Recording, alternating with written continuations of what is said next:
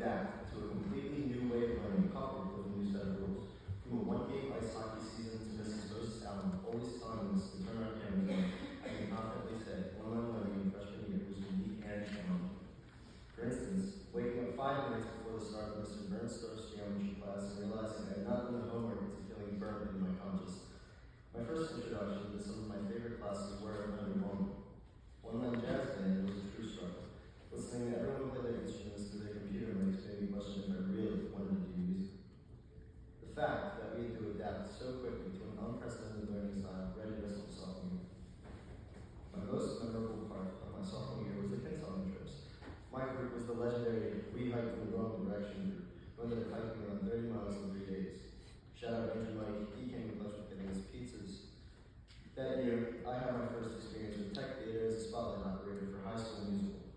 I learned how to face the challenge of being up on the catwalk with the hot stage lights, avoiding burning myself. Our sophomore year was also Dr. Harris's first year here. I had the pleasure of having him as my English teacher.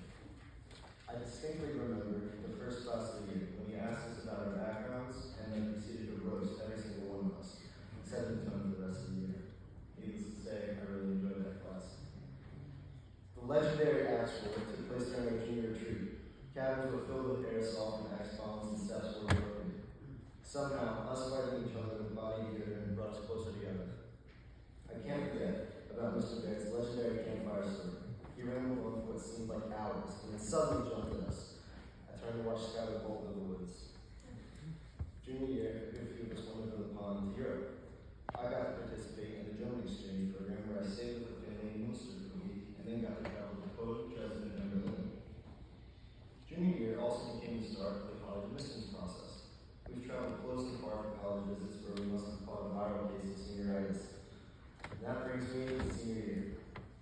This year is the culmination of everything I've learned. I really elevated my skills as a hockey player, musician, and academic level.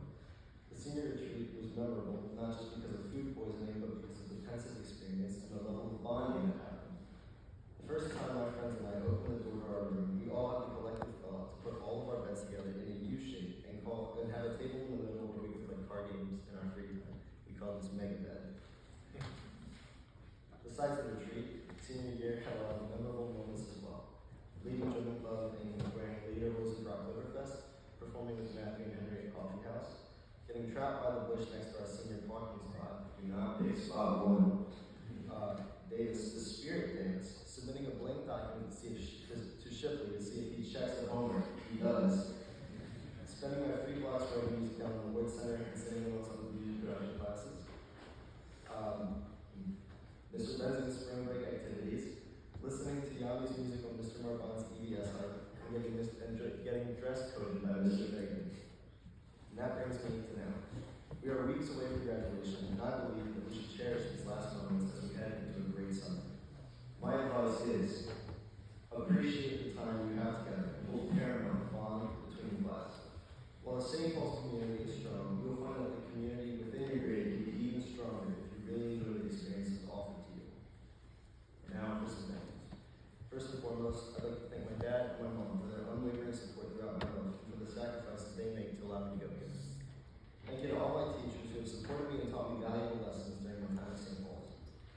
Thank you to my college counselor, Ms. Adachi, for not only being a great college counselor, but for also being extremely kind and always having me looking for. I'd like to thank my coaches and team for the last 4 years of adrenaline-filled fun out on the ice and the championship ring. And happy birthday, Henry. Pretty sure. Last but not least, thank you to my friends for their support. The last 4 years of my life would not be the same without you guys. Thank you.